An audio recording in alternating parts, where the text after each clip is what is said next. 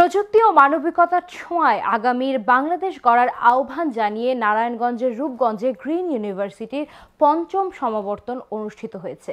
সোমবার সকালে পূর্বাচল উপশহরে বাংলাদেশ চায়না ফ্রেন্ডশিপ এক্সিবিশন সেন্টারে এ সমাবর্তন অনুষ্ঠিত হয়। অনুষ্ঠানে ৪,১২৯ জন গ্র্যাজুয়েটকে ডিগ্রি প্রদান সহ ৫ জনকে চ্যান্সেলর গোল্ড মেডেল এবং ১০ জনকে ভাইস চ্যান্সেলর গোল্ড মেডেল প্রদান করা হয়।